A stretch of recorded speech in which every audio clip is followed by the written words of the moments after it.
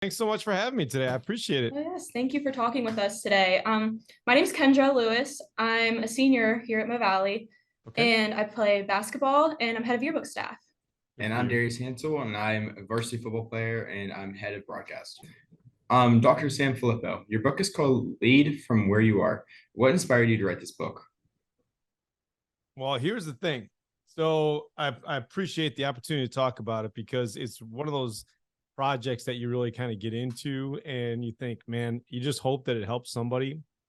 And one of the things that we wrote one of the reasons that we wrote the book is that I had made so many mistakes as a leader over the course of like 15 years in doing it that I just want to make sure that there was an opportunity for people to not make the same ridiculous mistakes that I made, starting to get into the leadership. And hopefully, if we can help people as they start to lead, then we put everybody in a better position as opposed to having people trying to figure it out as they go along. You can go to school to be a principal or a superintendent or a director or a whatever, and that's great, but they're not teaching you how to run meetings or how to communicate effectively or anything like that in school. So what are we doing to make sure that we help people out with that? So that's kind of where it started, and then it kind of grew into, can we help not only people who are getting into the role of leadership positions, meaning designated leadership positions, but realizing that everybody leads in some capacity. So that was kind of a really cool byproduct of it, to see that people who were in positions that were not deemed as leadership positions, like principal, superintendent, whatever, were using the book and really leaning into it from the classroom lens, from the in coaching lens. Coaches who are reading it felt the same way. So it was really kind of a cool journey in that regard.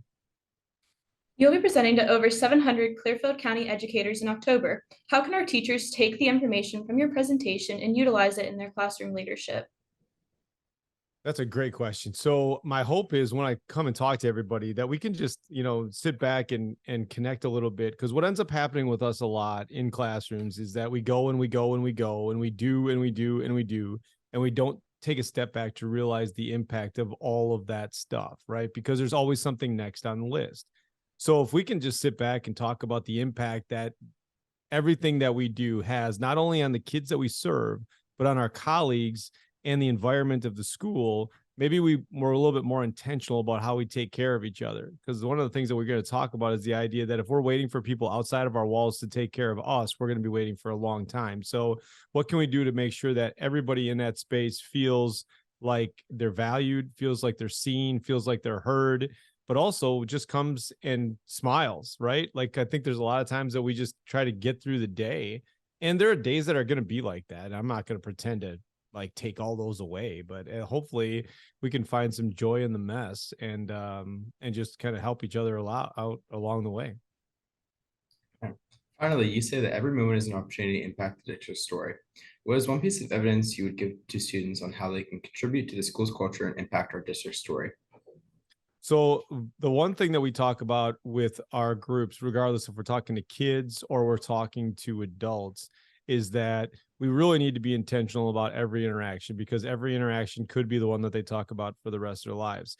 You don't have to love that every single conversation that you have with somebody might be the one that they talk about in 25 years. And I'm not asking everybody to love that at all, because I don't love it at all, but I acknowledge that it's real.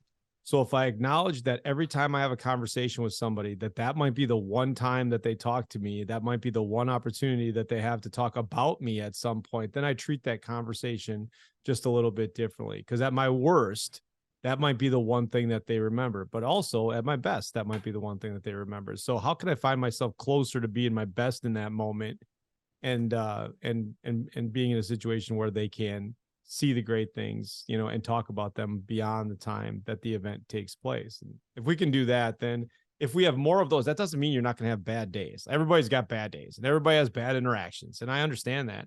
But at the same time, if we just realize that all of these interactions, could be talked about at some point, the number of difficult interactions, the number of negative interactions is going to be less, which gives us a better chance along the way. So I think that's, we talk a lot about, what are you doing to give yourself a chance? And a lot of what we'll talk about with the group and with, hopefully they'll bring to their classrooms is, what are you doing to give yourself a chance? So here's the way that I think about it. So I was just talking to you, like my son runs track, right? And he runs the 800. So when he's running the 800, it's 2 times around the track. And every time this kid is running a race, I always yell the same thing at him. So he gets around the track the first time, and I find a spot on the track after the 400, and I yell at him as he's running. I yell at him. I yell as loud as I can.